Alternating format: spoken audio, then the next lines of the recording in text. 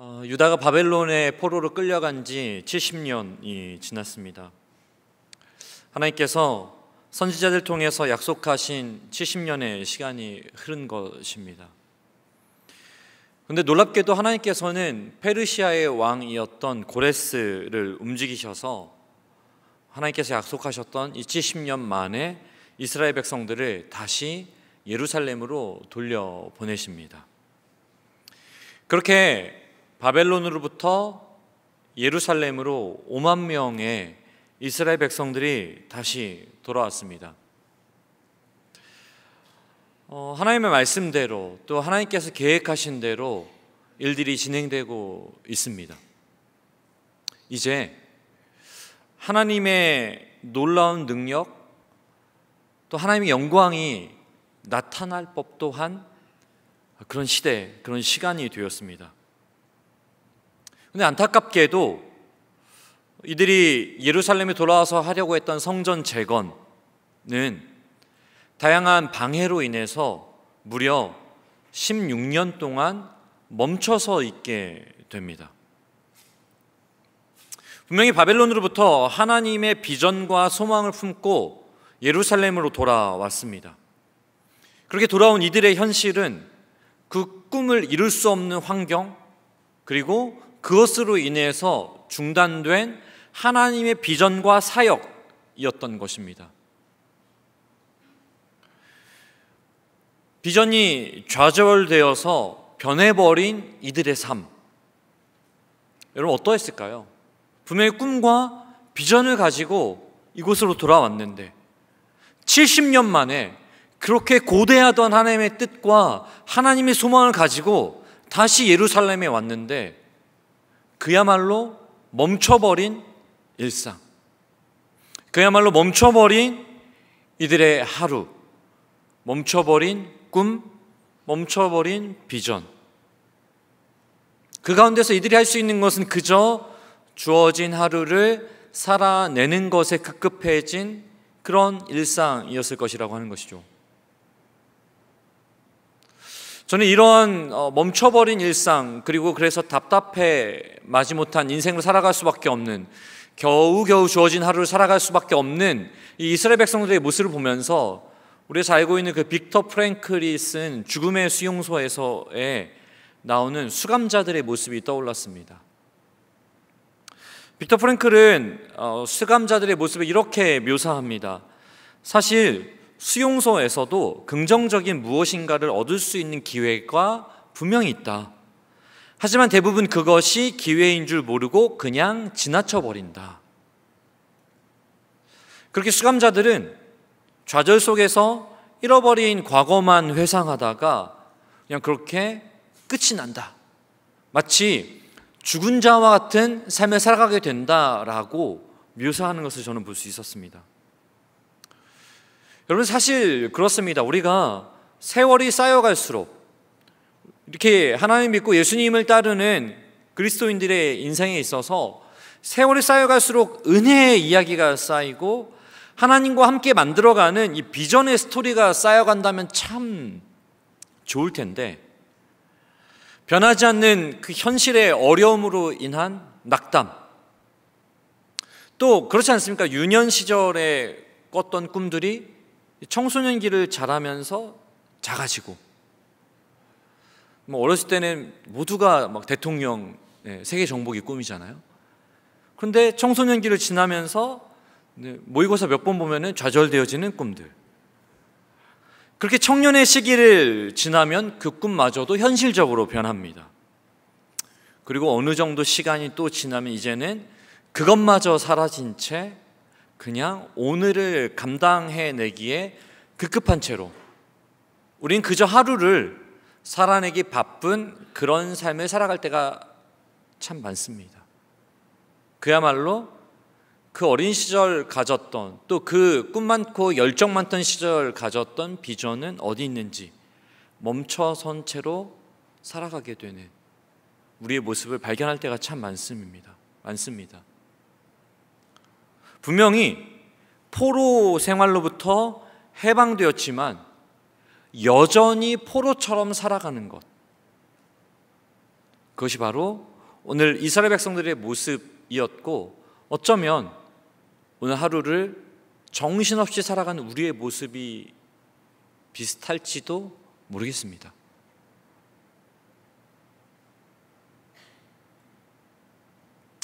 이런 상황 속에서 하나님께서 이 스가랴 선지자를 통해서 말씀하십니다. 오늘 함께 읽었던 3절의 말씀인데요, 같이 한번 읽어볼까요? 시작. 그러므로 너는 그들에게 말하기를 만군의 여호와께서 이처럼 이르시되 너희는 내게로 돌아오라. 만군의 여호와의 말이니라. 그리하면 내가 너희에게로 돌아가리라. 만군의 여호와의 말이니라. 하나님께서요 말씀하십니다. 너희는 내게로 돌아오라. 여러분, 근데 생각해보면, 전 이 말씀을 묵상하면서 생각해보니까 이스라엘 백성들은 이미 돌아왔습니다.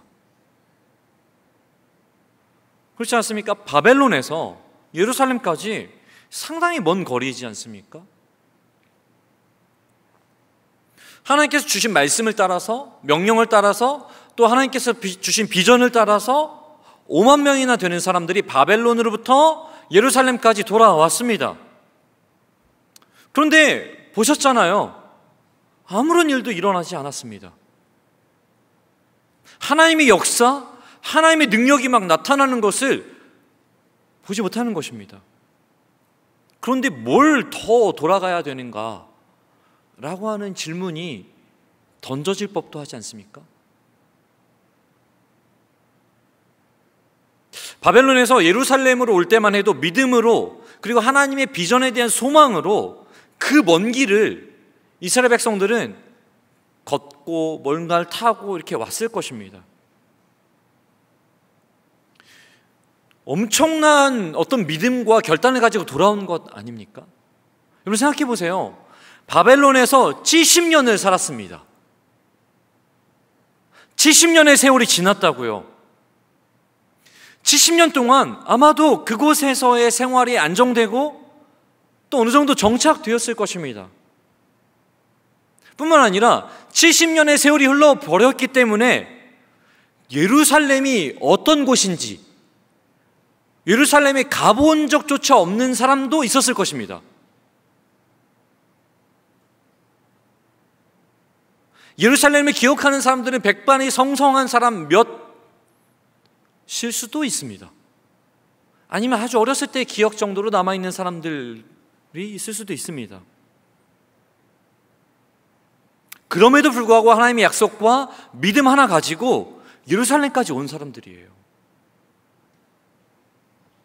그렇게 순종하고 믿음으로 왔다면 하나님의 도움과 뭔가 능력이 있어야 되는 건 아니겠습니까? 하지만 이들이 마주해야 했던 현실은 녹록치 않은 현실이었습니다.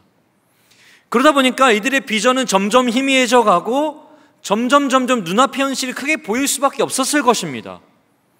그런데 그런 그들에게 도대체 하나님은 왜 다시 돌아오라라고 말씀하시고 있냐라고 하는 것입니다. 이들에게 하나님께서 돌아오라라고 말씀하시는 것은 어떤 의미가 있냐라고 하는 것이죠. 그럼 어떻게 돌아가야 할까요? 다시 뭐 바벨론으로 가야 되는 겁니까? 그런데 오늘 하나님께서는요, 돌아오라라고 말씀하시면서 조상들의 이야기를 하십니다.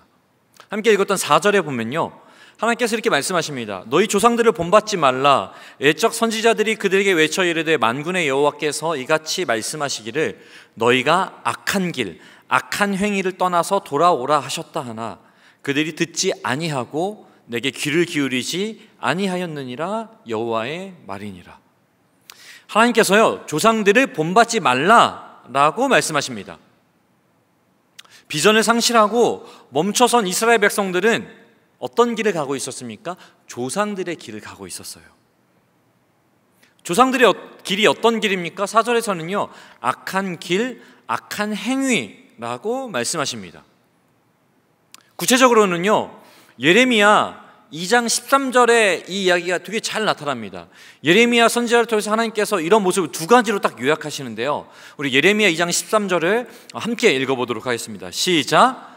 내 백성이 두 가지 악을 행하였나니 곧 그들이 생수의 근원되는 나를 버린 것과 스스로 웅덩이를 판 것인데 그것은 그 물을 가두지 못할 터진 웅덩이들이니라. 모든 것을 공급해 주시고 채워주실 수 있는 하나님을 신뢰하지 않고 버렸다라는 것입니다. 그리고 스스로 웅덩이를 팠다라고 말씀하시는 것처럼 자신들의 손으로 만든 우상을 숭배하고 신뢰하는 이 죄를 범했던 것입니다. 하나님께서 더 이상 삶에 개입하시지 않는다고 생각할 때 그렇게 됩니다. 다른 것들을 의지하게 됩니다. 이스라엘 백성들은요, 분명히 기대하면서 예루살렘에 왔을 것입니다. 하지만 막상 예루살렘에 왔는데 시간이 지나고 흐를수록 점점 현실이 막연해졌습니다. 그리고 마치 하나님께서 그들의 삶에, 그들의 사역에 개입하시지 않는 것처럼 느껴졌습니다. 하나님의 도우심이 없다고 느껴지는 이 현실 속에서 이스라엘 백성들에게 점차 하나님은 뒷전으로 잊혀지기 시작합니다. 그러자 이들의 눈앞에 다른 것들이 보이기 시작하는 것입니다. 다른 것들에 관심을 두기 시작하는 것이죠. 사랑하는 성도 여러분, 이 이스라엘의 비전이 멈춰서게 된 진짜 이유는 여기에 있는 것입니다. 하나님의 도우심이 없어서가 아니라, 하나님께서 개입하지 않기 때문이 아니라, 하나님이 계시지 않기 때문이 아니라, 이스라엘 백성들이 하나님 대신 다른 것들에 관심을 두기 시작했기 때문에 그렇습니다. 우리의 삶에 있어서 우리의 비전이 멈춰서는 것 또한 마찬가지입니다. 우리의 삶에 더 이상 하나님께서 개입하지 않으셔서가 아니라, 우리의 삶에 하나님의 능력이 나타나지 않으셔서가 아니라, 하나님이 계시지 않아서가 아니라, 하나님께서 돕지 않으셔서가 아니라는 것입니다. 우리의 관심이 다른 곳에 있기 때문에 그렇습니다. 우리가 어느덧 다른 것들이 더 우리의 삶을 지탱해 줄 것이라고 여기기 시작했기 때문에 그렇습니다. 그렇게 우리가 다른 것들이 우리의 삶을 지탱해 준다고 여기기 시작할 때 우리 인생에, 우리의 삶에 비전이 멈춰서게 되어지고 더 이상 하나님의 역사는 나타나지 않는 것입니다. 그렇기 때문에 우리는 우리의 비전이 멈춰섰을 때, 우리의 삶에 더 이상 하나님의 능력이 나타나지 않는 것처럼 보일 때, 우리의 인생에 좌절과 낙담이 가득할 때, 그렇게 멈춰서진 것처럼 여겨질 때 우리는 이 멈춰선 것들을 움직이기 위해서 어떻게 해야 할까요? 돌아가야 됩니다. 어떻게 해야 된다고요? 돌아가야 됩니다. 뭐 이렇게 한번 얘기해 볼까요? 돌아가자. 조상들의 범죄로 인해서 이스라엘 백성들이 70년 포로 생활이라고 하는 하나님의 진노를 실제적으로 경험했습니다. 그런데 현실이라는 문제 앞에 서자 같은 죄를 또다시 반복하게 되는 거예요. 70년 경험하고 다시 돌아왔는데 현실의 문제 앞에 서니까 똑같아집니다. 하나님을 의지한다고 말하지만, 하나님의 영광을 위해 살겠다고 다짐하지만 사소한 현실의 문제들 앞에서 쉽게 흔들리게 되는 것입니다. 또 인생의 지루하게 느껴지는 어려움들 앞에서 의욕을 잃게 됩니다. 이렇게 되는 이유가 뭐냐면요, 지나치게 자신에게 함몰되기 때문에 그렇습니다. 갇히는 것이죠. 앞에서 이야기했던 그 빅터 프랭클의 죽음의 수용소에서 이 책에 보면요, 이런 구절이 적혀져 있습니다. 강제 수용소에 있던 대부분의 사람들은 무언가를 성취할 수 있는 인생의 진정한 기회가 자기들에게 다시 오지 않을 것이라고 믿었다. 다시는 인생에 새로운 기회가 오지 않을 거라고 믿었다는 것이죠. 그러나 실제로는 그렇지 않았다. 그곳에도 기회가 있고 도전이 있었다. 빅터 프랭클이 이렇게 분석한 결과입니다. 현실의 문제 앞에 부딪혀서 자신에게 갇혀버리는 것입니다. 그 문제에 갇혀버리는 것이죠.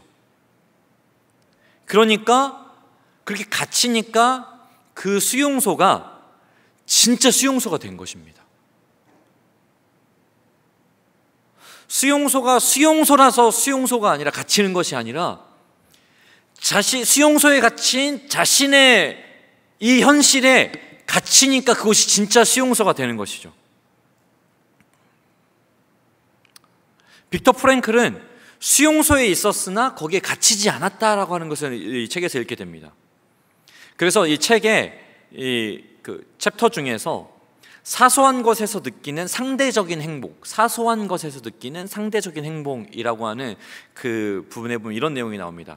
우리는 아주 작은 은총에도 고마워했다. 잠자리에 들기 전 이를 잡을 시간을 준다는 것도 반가운 일이었다. 이해하시죠? 네. 수용소니까 얼마나 이가 많았겠습니까? 잠자리에 들기 전 이를 잡을 시간을 준다는 것도 반가운 일이었다. 작은 은총에 감사하는 거죠. 물론 이를 잡는 일 자체는 결코 유쾌한 일이 아니었다. 이를 잡으려면 추운 막사에서 옷을 벗고 서 있어야 하기 때문이다.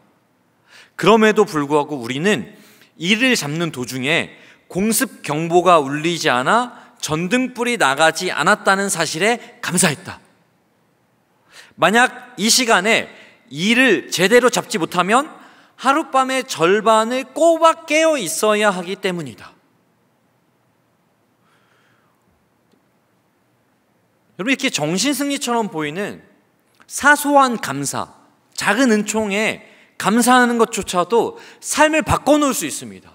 사소한 그 감사로 인해서 행복을 느끼고 있는 것 아닙니까? 저도 그런 경험을 했습니다. 제가 군대에서 훈련받을 때 영천에서 38.7도를 경험했습니다. 38.7도. 체온계에서 본 느낌이 들죠. 너무 더워서 어찌할 바를 모르고 있는데 그때 저에게 이렇게 말씀하셨습니다. 얼음물 줄게. 한 사람에게 정말 딱 그 새 컵 있잖아요. 네, 그 음식점에서 주는 그 컵 한 컵도 아니었습니다. 한 3분의 2컵 정도를 줬는데 그거 딱 마시면 사실은 그 다음부터 또다시 미칠 정도의 갈증과 더위가 시작되거든요. 근데 그 얼음물을 맛보았을 때 그 형언할 수 없는 천국이 이런 곳이겠구나. 그 다음부터는 그 오후 시간이 되면은 얼음물 줄게라고 하는 말을 기대하는 마음으로 매 순간을 보낸 여름이었던 것 같습니다. 이런 사소한 감사도 우리의 삶을 바꿔놓을 수 있고 그것이 행복이 되고 그것이 하루를 살아내게 하는 힘이 되기도 하고 그것이 멀리 내다볼 수 있는 출발점이 되기도 한다라는 말입니다. 그런데 우리는 여기서 생각해 봐야 됩니다. 혹시 이렇게 사소한 감사조차 우리 삶을 바꿔놓을 수 있는데 하나님을 믿는 우리가 우리의 인생을 죽음의 수용소로 스스로 만들고 있진 않는가라고 하는 것입니다. 여러분, 그 죽음의 수용소에 갇히면, 우리 스스로 만들어내는 그 죽음의 수용소에 갇히면 모든 것이 멈출 수밖에 없습니다. 그렇기 때문에 막막한 우리의 현실 속에서 우리가 해야 될 것이 있다면, 우리가 할 수 있는 것이 있다면 바로 하나님께 돌아가야 하는 것입니다. 막막한 현실이 아니라 하나님과 함께할 때 자유가 있다는 것, 우리 모두는 믿고 있지 않습니까? 아멘입니까? 그때 멈춰선 우리의 인생이 다시 시작되는 것입니다. 어떻게 할 때요? 하나님께 돌아갈 때. 그래서 하나님과 함께 할 때. 그래서 제가 좋아하는 그 어린이 찬양 중에 굉장히 오래된 찬양이 있는데 제가 나름 어린이 사역을 한 8년 했거든요. 이런 찬양이 있습니다. 네. 가진 것이 많아도 행복하지 않아요. 가진 것이 없어도 행복할 수 있어요. 하나님과 함께하는 시간이 오직 참 행복 참 기쁨이죠. 이 후렴구가 정말 저는 늘 많이 생각이 나는데요. 하나님 함께하는 시간이 내겐 가장 큰 행복이지요. 가진 것 없어도 감사할 수 있어요. 하나님과 함께라면.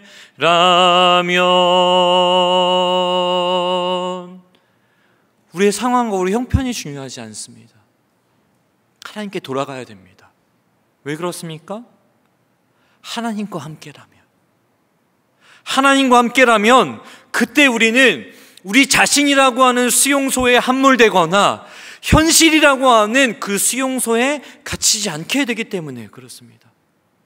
하나님께 돌아가면, 그래서 하나님과 함께하면 그곳에서 하나님과 함께 다시 멈춰선 것으로부터 움직일 수 있고 일어설 수 있게 되기 때문에 그렇습니다. 그런데 정말 현실의 문제 속에서 비전을 상실하면요, 아무것도 할 수 없는 상태가 되는 것이 사실입니다. 하나님께서 함께한다는 사실을 알고 있지만 함께한다는 사실조차 받아들이기 어려울 때가 있습니다. 그래서 뭐 책 제목 가운데 이런 책 제목이 있더라고요. 힘내라는 말보다 힘이 나는 말이 있다. 무슨 말입니까?